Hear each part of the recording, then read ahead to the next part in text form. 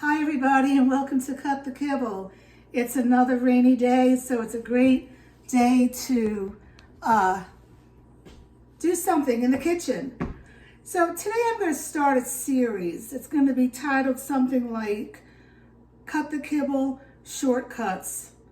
Because, I've been home cooking for this little girl for 13 years and I just love to be in the kitchen in general.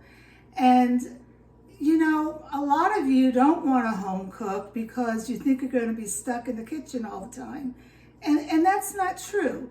It's going to take you some time to get acclimated, to get everything together, to get in a groove, But once you get it, you're going to be good. So I want to teach you tricks that I have learned over the years that make the day when I'm going to be cooking in the morning, I get it done in an hour from start to finish, okay? I know you don't believe me, but I'm telling you the truth.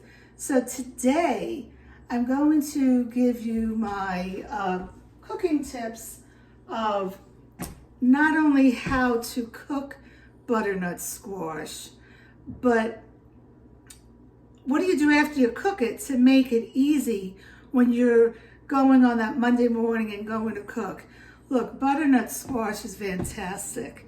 If you follow me, you know that all of my veggies, most of them, are low starchy. This is a high starchy veggie. I rotate between butternut squash, pumpkin, and sweet potato. But I prefer this much better than sweet potato because sweet potato has more sugar in it. And as you know, we need to be careful because sugar is carbs and you don't want your dog to have a lot of high starchy carbs because they're little creatures.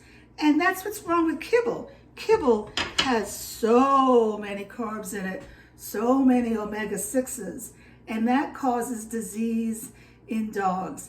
I love butternut squash. It has vitamin A, it has vitamin C with beta-carotene to help with their eyes. It has vitamin E. All of these are antioxidants, and the vitamin E fights off free radicals. It's a wonderful vegetable. And back in the day, if you look back at my other videos that I started in 2018, I would go to the store and I would buy frozen cut up butternut squash. You could do that. That's a quick way to do things quick. But I have come to enjoy making butternut squash from scratch. It's really easy, and that's what I want to show you today. So first of all, what I do is you always wash this, because if you don't wash it and you get your knife and you cut into the flesh, and if there's dirt or germs on here, that's going to go into the flesh. I mean, you should do that with everything you do for yourself and your family as well. And then I'm going, after I wash it, I'm going to pierce it a little, and I'm going to stick this in my microwave hole, take the sticker off though, for like 1.5 minutes, because I'm not that strong. And then I'm going to cut it down the middle and take the seeds out. Now, if you want, you could roast those seeds and grind them up and give it to your pup. I've never done that. I give Bella ground up pumpkin seeds along with flax seeds, hemp hearts, and sunflower seeds. But what I do is I get those seeds and I throw them in the back for the deer. So let me do this, and then I'll show you what I'll do next. And stay with me, because at the very end, it's all going to make sense how this tip is going to help you to work quickly and efficiently in your kitchen, because it's all about being organized.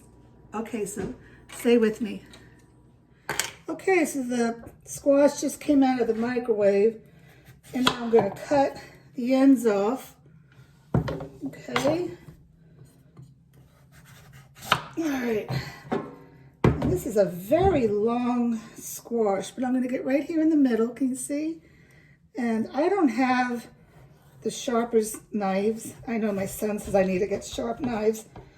I like my knives dull. I know you're not supposed to use dull knives, But, okay.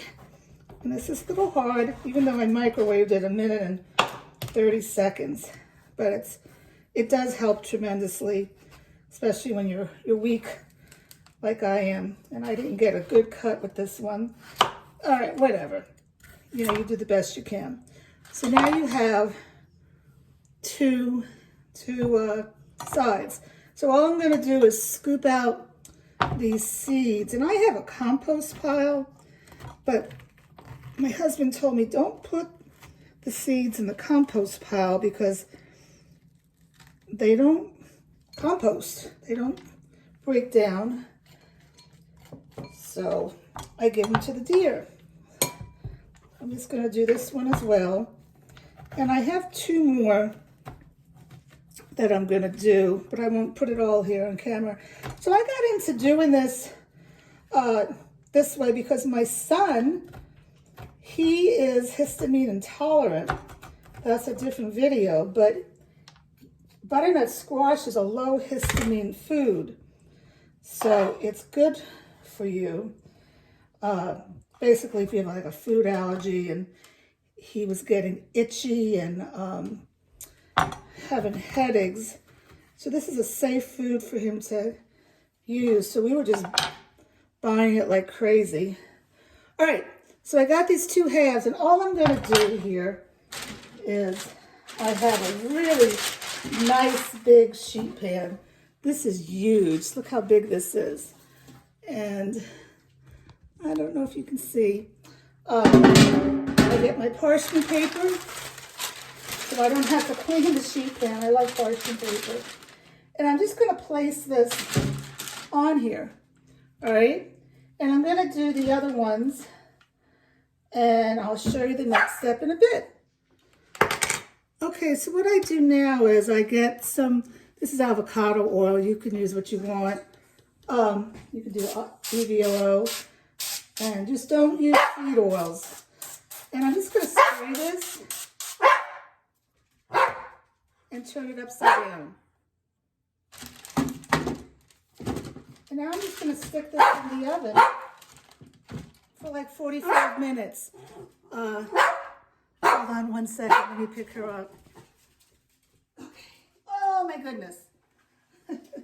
The key to doing it this way, to make it easy peasy for yourself, is you want to make sure it's fully cooked.